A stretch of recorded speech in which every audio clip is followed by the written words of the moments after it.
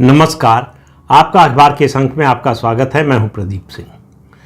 किसी भी गुंडे माफिया की सबसे बड़ी ताकत क्या होती है? वैसे मेरा मानना है कि 3 तरह की ताकत होती है उसकी। एक, जो सबको पता है उसके पास कितने हथियारबंद लोग हैं, कितने लोग ऐसे हैं जो उसके लिए मरने और मारने के लिए तैयार हैं। दूसरा होता है उसका जो राजनीतिक संरक्षण है। राजनीतिक संरक्षण कितना मिलता है, इससे उसकी ताकत बढ़ती है या घटती है। अगर नहीं मिलता है तो घटती है, मिलता है तो बढ़ती है।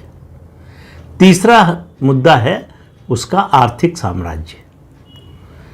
अपनी गुंडागर्दी से, अपनी माफियागिरी से उसने कितना धन अर्जित किया, कितनी संपत्ति अर्जित की, और कोई मेहनत करके नहीं, ठेके पट्टे के जरिए कि ठेका दूसरे को लेने नहीं देंगे, दूसरा लेने आएगा तो मार देंगे, और उसके अलावा सरकारी गैर सरकारी संपत्तियों पर कब्जा करके। लेकिन इसके अलावा 3 के अलावा मेरा मानना है एक चौथा मुद्दा है जो सबसे ज़्यादा असर डालता है, जो सबसे प्रभावशाली होता है। वह है गुंडे का आतंक, गुंडे का डर। शरीफ लोग जो है गुंडों से वैसे भी बचकर चलते हैं, रास्ता बचाकर चलते हैं। लेकिन उत्तर प्रदेश की राजनीति ने एक ऐसा लंबा दौर देखा जब पुलिस डरती थी गुंडों से, माफिया से, रास्ता बचाकर चलती थी, उनके सामने आने से डरती थी। न्यायपालिका डरती थी, 20-20, 22-22 बार केस स्थगित होता था। उनके मामले में सुनवाई करने से जज मना कर देते थे, रिक्यूज कर लेते थे अपने को कि हम इस मामले की सुनवाई नहीं करेंगे। क्यों? सिर्फ भय था। पुलिस के बड़े बड़े अधिकारी जाकर सलाम बजाते थे। क्यों? भय था। एक माफिया अतीक अहमद का नाम आपने सुना ही होगा, पिछले दिनों मारे गए। उनका कुत्ता मंच पर उस समय के मुख्यमंत्री मुलायम सिंह यादव की गोद में बैठता था। ये था माफिया का राज। तो पिछले 8 साल से योगी आदित्यनाथ इसकी सफाई कर रहे हैं, और सफाई में और भी बहुत सारी चीजों की सफाई हो रही है। तो माफिया का उन्होंने पहले तो डर निकाला, दूसरा राजनीतिक संरक्षण बंद करा दिया। किसी पार्टी की हिम्मत नहीं हुई 8 साल में कि खुले तौर पर माफिया का समर्थन कर सके। अपने वोट बैंक के लिए जरूर माफिया की कब्र पर जो है फूलमाला चढ़ाने जाते हैं, वो अलग बात है, लेकिन खुलकर उनके समर्थन में बोलने की हिम्मत नहीं हुई। तीसरा उनका आर्थिक साम्राज्य। आर्थिक साम्राज्य को पूरी तरह से ध्वस्त कर दिया 2 तरीकों से। एक, जितना अवैध निर्माण था उसको बुलडोजर लगाकर गिरा दिया, और योगी जी बुलडोजर बाबा के रूप में पूरे देश में मशहूर हो गए। सुप्रीम कोर्ट तक इसकी चर्चा हुई। सुप्रीम कोर्ट के चीफ जस्टिस ने कहा कि बुलडोजर न्याय से नहीं देश चलता है, बल्कि संविधान के न्याय से चलता है। तो ये तो कभी किसी ने कहा नहीं कि बुलडोजर के न्याय से चलता है। लेकिन क्या बुलडोजर न्याय के खिलाफ चलता है? इसका सवाल भी सीजीआई को देना चाहिए था, जो उन्होंने नहीं दिया। तो इसलिए बुलडोजर चलना ये लोगों में एक तरह का आत्मविश्वास पैदा करता है, लोगों को आश्वस्त करता है कि गुंडा अगर उनके खिलाफ कुछ करेगा, गुंडागर्दी करेगा, माफियागिरी करेगा, तो उसका ये हाल होगा। दूसरा, जो अनधिकृत कब्जा नहीं था, जिसको गिराया नहीं जा सकता था, वो जब्त कर लिया, और कानून के तहत जब्ती हुई। अदालत से कोई संपत्ति छूटी नहीं है माफिया की। 8 साल हो गए हैं। और आखिरी और सबसे बड़ी चीज कि इस गुंडे का आतंक खत्म कर दिया, लोगों ने डरना बंद कर दिया। एक डायलॉग है, बड़ी मशहूर फिल्म थी शोले, जो डर गया सो मर गया। लेकिन इस मामले में थोड़ा सा उसमें बदलाव कर लीजिए। जो गुंडा डर गया वो मर गया, और यही उत्तर प्रदेश में हुआ है। आज 2 लोगों की बात करूंगा। हालांकि उस सेंस में ये गुंडे उस तरह से नहीं हैं, लेकिन इस समाज के जितने बड़े द्रोही हैं, दुश्मन हैं, गुंडों को भी पीछे छोड़ते हैं। उसमें से एक है बरेलवी संप्रदाय का तौकीर रजा। बरेली में आसपास उसका साम्राज्य था, और वो हर समय धमकी की भाषा में बोलता था। उसकी स्थिति ये थी कि उसका समर्थन हासिल करने के लिए होड़ लगती थी। अरविंद केजरीवाल, प्रियंका वाड्रा, तमाम तरह के नेता, तौकीर रजा हमारे समर्थन में बोल दे, हमारे साथ बोल दे। तौकीर रजा ने अपने जीवन की सबसे बड़ी गलती की, उसने जो है योगी आदित्यनाथ को चुनौती दे दी। लोगों से अपील करने लगा कि सड़क पर आओ।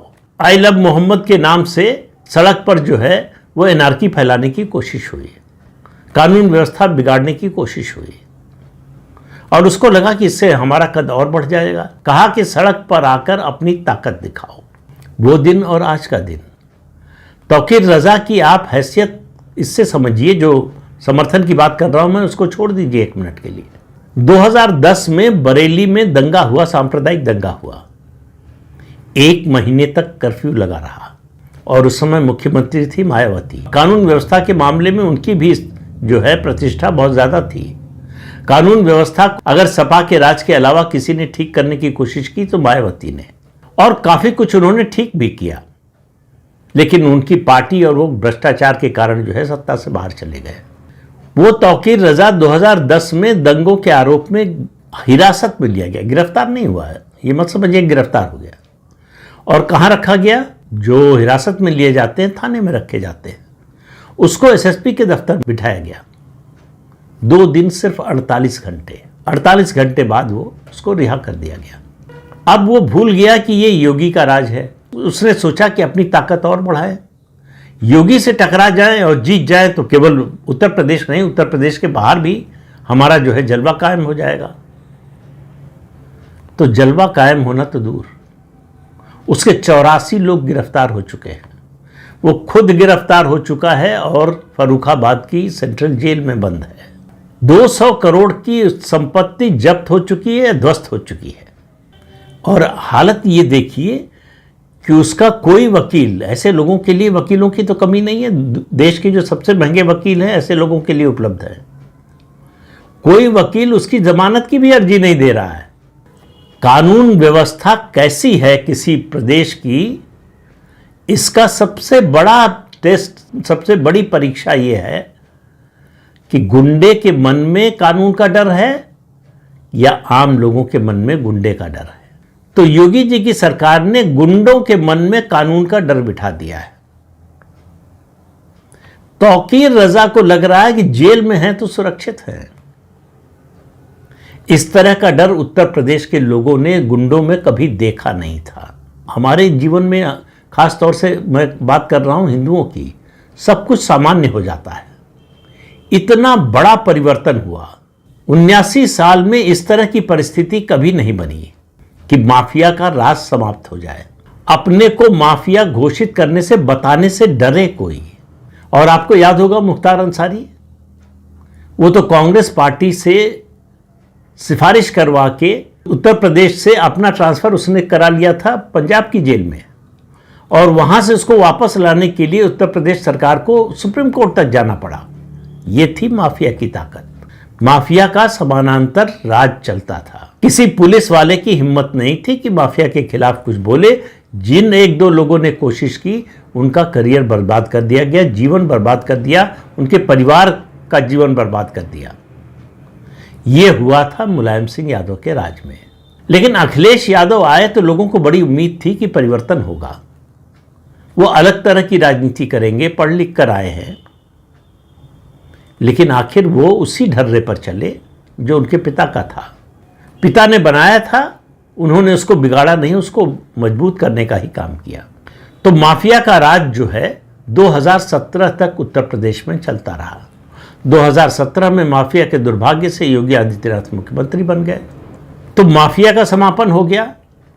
अब ये जो समाज विरोधी हैं, समाज में विद्वेष पैदा करना चाहते हैं, दंगा कराना चाहते हैं, ये जो हिंदू मुस्लिम झगड़े फसाद कराना चाहते हैं, और उसके अलावा सबसे बड़ा खतरा जो देश के सामने है डेमोग्राफी बदलने का, धर्मांतरण के जरिए, इस तंत्र को खत्म करने का काम भी योगी आदित्यनाथ कर रहे हैं। एक का नाम आपने सुना होगा, पिछले दिनों काफी चर्चा में रहा, छांगुर। नाम उसका असली जलालुद्दीन है। तो तौकीर रजा को तो योगी जी ने फकीर बना दिया और इस छांगुर को झिंगुर बना दिया। ये धर्मांतरण का रैकेट चलाता था। योगी जी की सरकार 3 साल से इसकी गतिविधियों पर नजर रखे हुए थी, और आखिर में जब मामला पक गया तो इसको गिरफ्तार किया गया। हजारों करोड़ रुपए इसके पास आते थे बाहर से, विदेशों से, धर्मांतरण के लिए।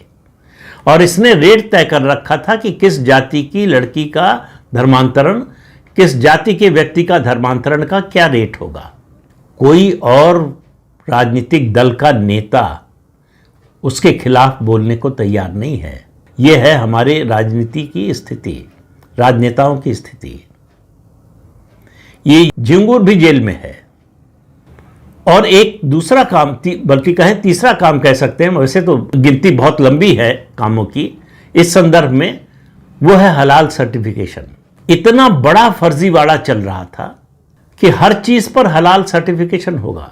योगी जी ने अभी एक कार्यक्रम में कहा कि उनको देखकर बड़ा आश्चर्य हुआ कि साबुन भी हलाल, कपड़ा भी हलाल, अपार्टमेंट हलाल बनने लगा, अस्पताल हलाल बनने लगा। हलाल दरअसल केवल मांस के बारे में है कि बकरे को जब काटा जाता है तो वो एक इस्लामिक विधि है जिसमें उसको कहते हैं जिबह करना।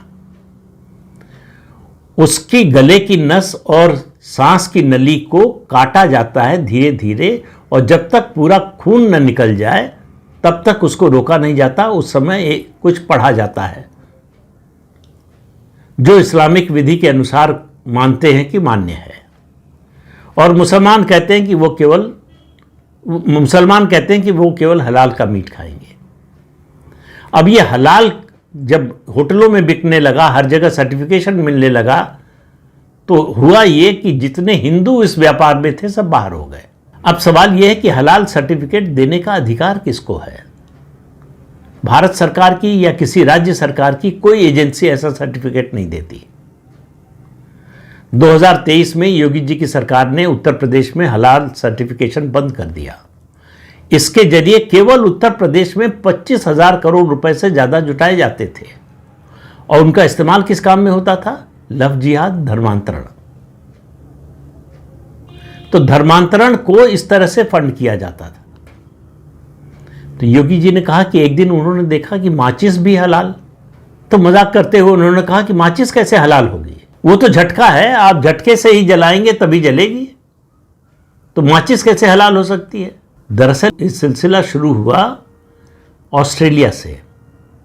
ऑस्ट्रेलिया से जो मांस का निर्यात होता था उस पर कुछ मुस्लिम देशों ने एतराज़ उठाया कि हमको कैसे मालूम कि ये हलाल है कि झटका है, अगर हलाल होगा तभी हम लेंगे। तो वहाँ सर्टिफिकेशन शुरू हुआ, लिखा जाने लगा कि ये हलाल मीट है।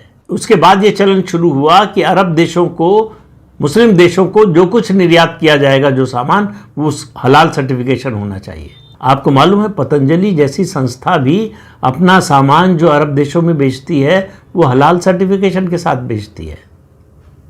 तो आयुर्वेद की दवाइयां हलाल सर्टिफिकेशन से बिकेंगी।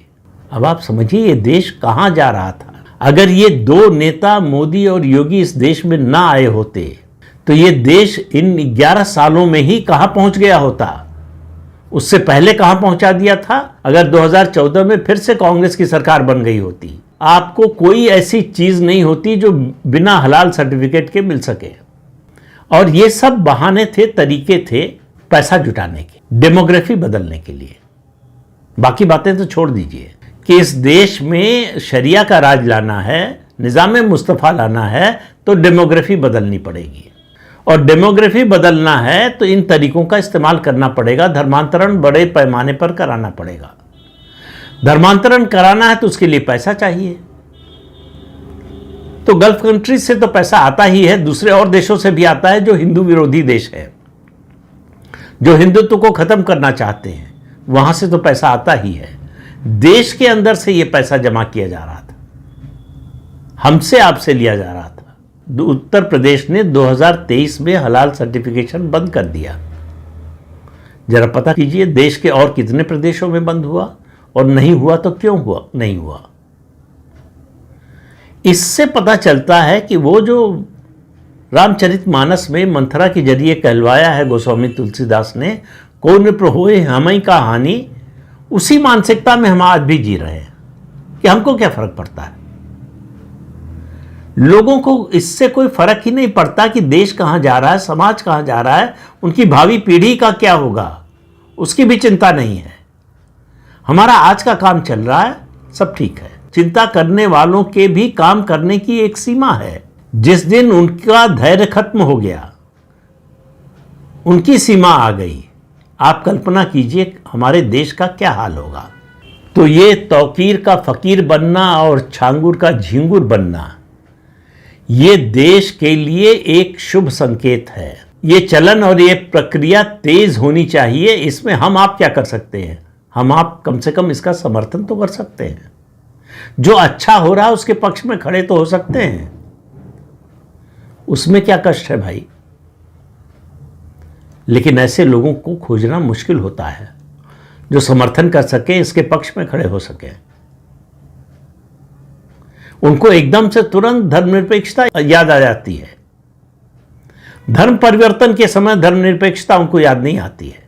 हलाल सर्टिफिकेशन के समय उनको धर्मनिरपेक्षता याद नहीं आती है। तो इन सब चीजों पर अगर आप ध्यान नहीं देंगे तो आप अपने लिए और अपनी भावी पीढ़ी के लिए बहुत बड़ा गड्ढा खोद रहे हैं। इस अंक में इतना ही।